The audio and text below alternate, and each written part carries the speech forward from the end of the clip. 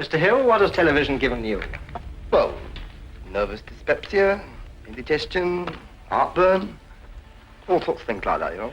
For years, The Benny Hill Show dominated television screens, delighting audiences with its rapid-fire slapstick, risque gags, and that unforgettable theme music.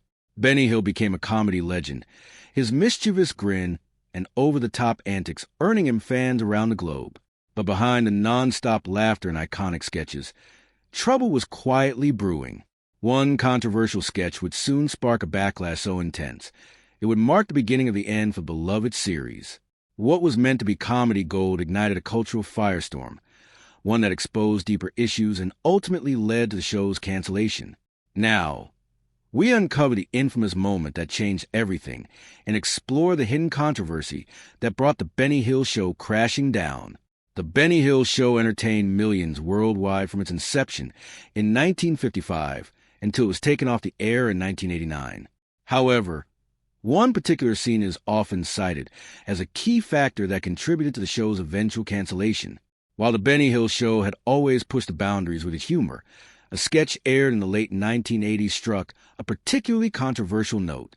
The scene in question featured Hill in a parody of a beauty pageant, where scantily clad women were ogled and objectified. The sketch resulted in a particularly crass and tasteless joke that many viewers and critics found offensive. During this time, public sensibilities and attitudes towards comedy were changing. What was once considered cheeky and harmless fun began to be viewed as outdated and offensive. The infamous sketch catalyzed these critiques, bringing the issue to the forefront of public debate.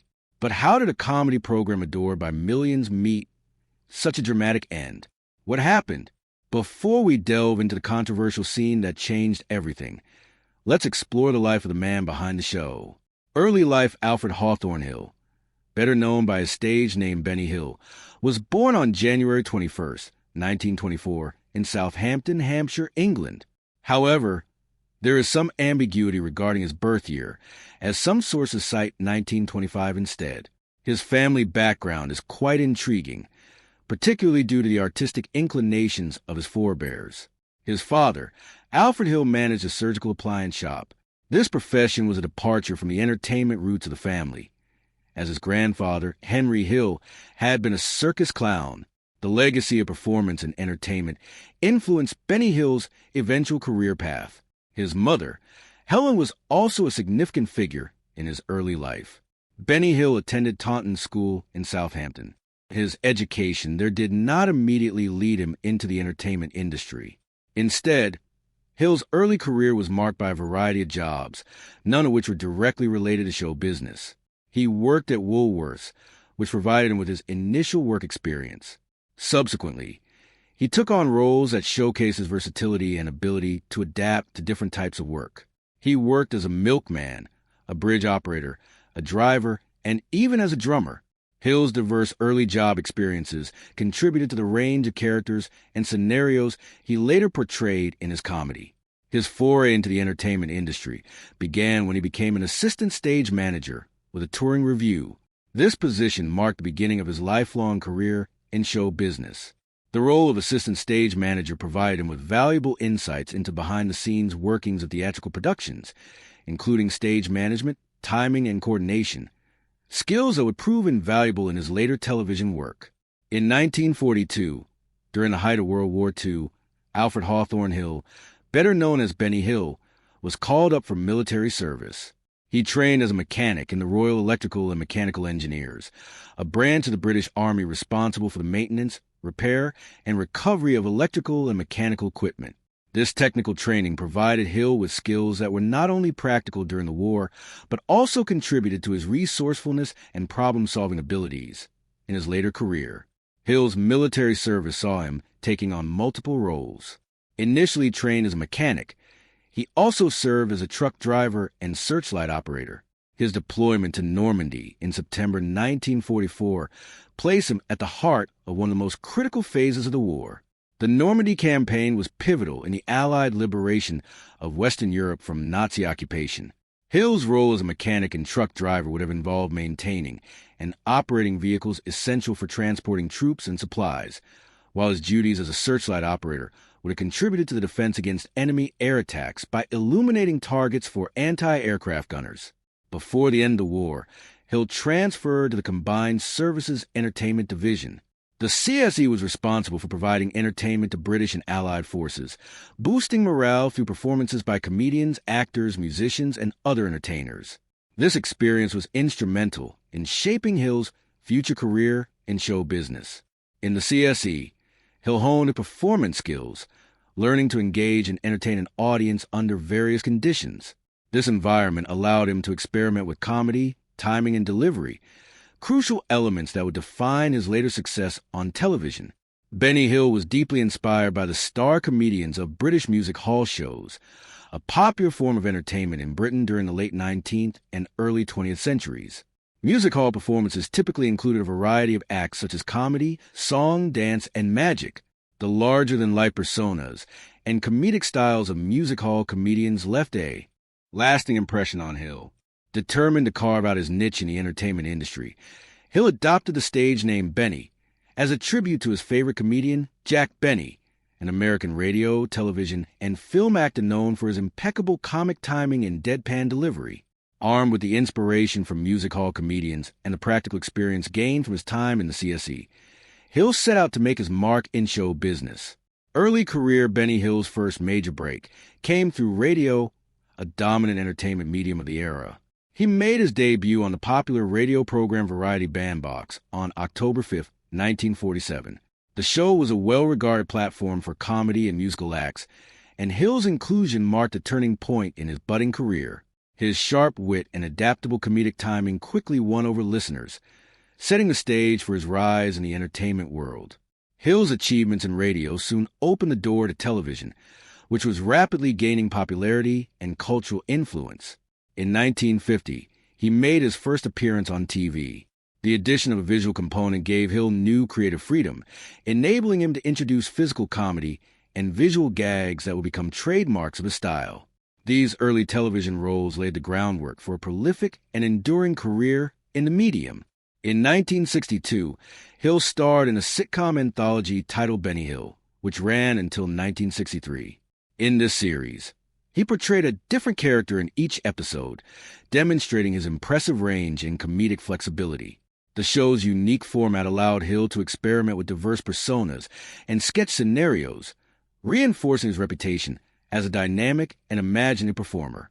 By 1964, Hill expanded his range even further with a surprising turn in classical theater. That year, he portrayed Nick Bottom in a television adaptation of Shakespeare's A Midsummer Night's Dream.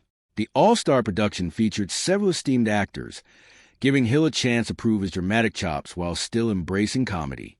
As Bottom, a naturally humorous character, Hill was able to merge his comedic instincts with traditional stagecraft, revealing new layers of depth in his performance abilities.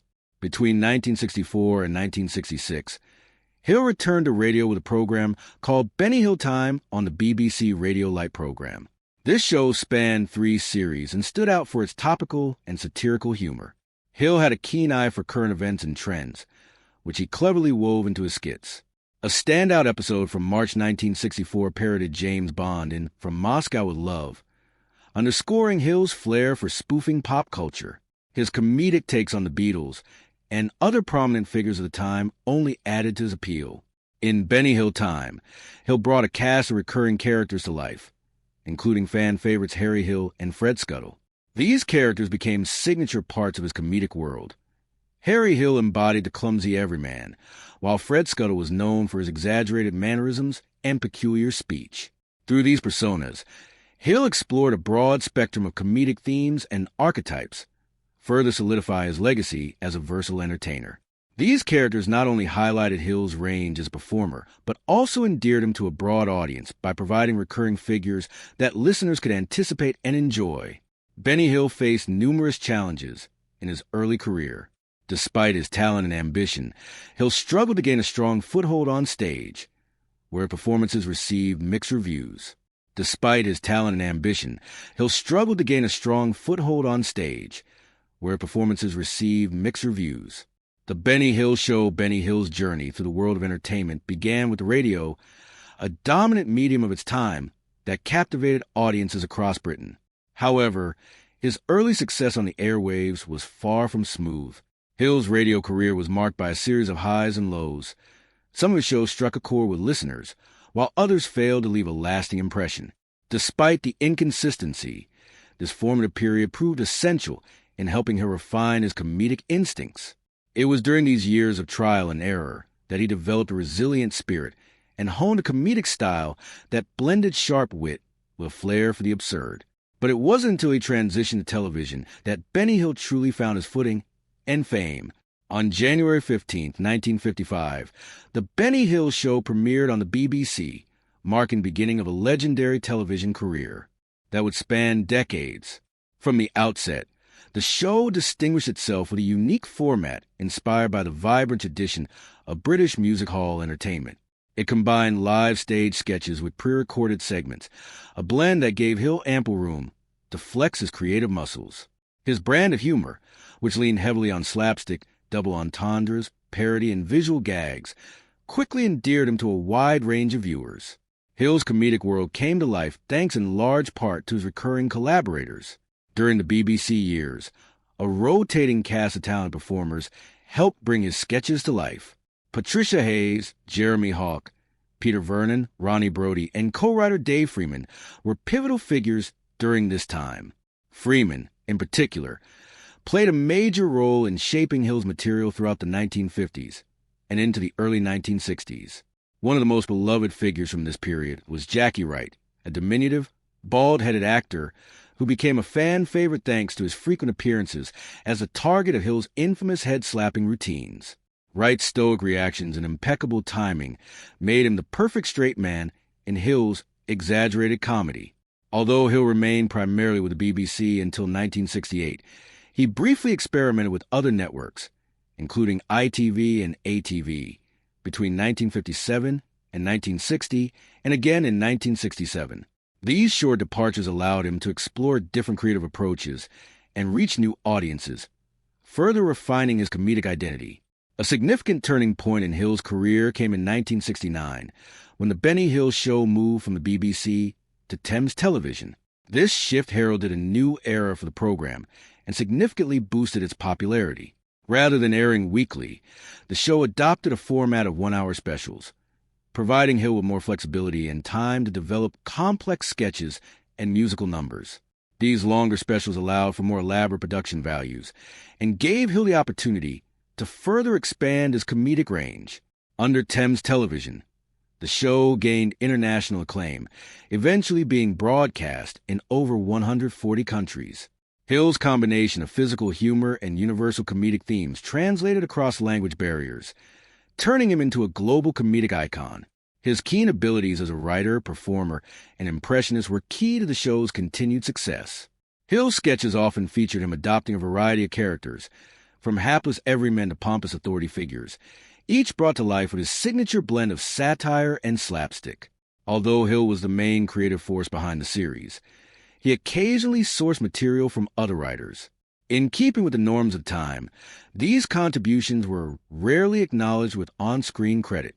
One notable example involves Cherry Gillum, an actress and regular cast member, who reportedly sold Hill a sketch idea in 1976.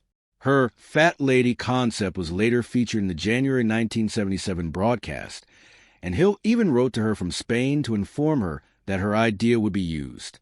A hallmark of the Benny Hill Show was its runoff chase sequence, an iconic gag that usually wrapped up each episode with a burst of frenetic, visual comedy.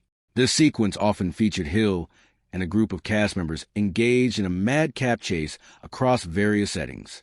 The scenes were filmed using a technique called undercranking, which involved shooting at a slower frame rate and playing the footage back at normal speed to create a sped-up, exaggerated motion. This technique amplified the absurdity of the scenes and highlighted Hill's talent for visual humor. Recurring characters in these chases often included a mix of police officers, grannies, vicars, and scantily clad women, contributing to the comedic chaos. The repetition and escalating absurdity of the chase made it a fan favorite and a defining feature of the show's style. The entire sequence was set to the raucous tune of Yakety Sax by Boots Randolph, a piece of music that became so closely tied to Hill's brand of humor that it is now commonly referred to as the Benny Hill theme.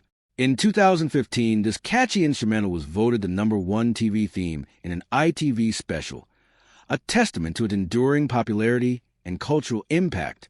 As the show entered the 1980s, it underwent a noticeable evolution. One of the most prominent additions during this time was the introduction of Hill's Angels, a dance troupe composed of attractive young women who brought a new layer of glamour and physicality to program. These performers were featured in choreographed dance routines as well as in comedic sketches, often playing foil to Hill's antics. Their presence added a fresh energy to the show and widened its appeal, though it also became a lightning rod for critics who viewed the portrayal of women as outdated or sexist. Sue Upton, one of the original and longest-serving Angels, became a staple of the show thanks to her comedic chops and charismatic screen presence. Another familiar face to emerge in the Angels lineup was Jane Leeves, who later went on to international fame as Daphne on the hit sitcom Frasier. Her early work with Hill gave her valuable experience in television comedy and performance. Alongside the Angels, Hill continued to be supported by a strong ensemble cast that helped bring his sketches to life. Henry McGee, Bob Todd, and Jackie Wright remained key players, providing balance and contrast to Hill's over-the-top characters. The inclusion of children, known as Hill's Little Angels, added another dimension to the show. Many of these young performers were relatives of cast and crew members, including the children of Sue Upton and Dennis Kirkland, the show's director. Their involvement allowed for more family-friendly content and added a heartwarming element to some of the sketches. Another notable cast member was Jenny Lee Wright, affectionately dubbed the sexiest stooge by Hill himself. She joined the show in 1970 and quickly became a fan favorite thanks to her comedic timing and willingness to participate in the show's slapstick routines. Her roles often required a mix of allure and self-deprecating humor, encapsulating the blend of comedy and sensuality that had come to define the Benny Hill show. Despite its widespread popularity, the show was not without its controversies. Critics increasingly scrutinized its portrayal of women and its reliance on innuendo and physical humor. As societal attitudes evolved in the 1980s, many began to question whether Hill's style of comedy had grown outdated. These critiques, coupled with changing tastes in television comedy and internal pressures within Thames Television, eventually led to the show's cancellation in 1989. Nevertheless, the Benny Hill Show remains a landmark in British television history. It broke boundaries, entertained millions, and showcased Benny Hill's unparalleled talent for blending wordplay, parody, and slapstick. Hill may have been a polarizing figure, but there's no denying his impact on the comedic landscape.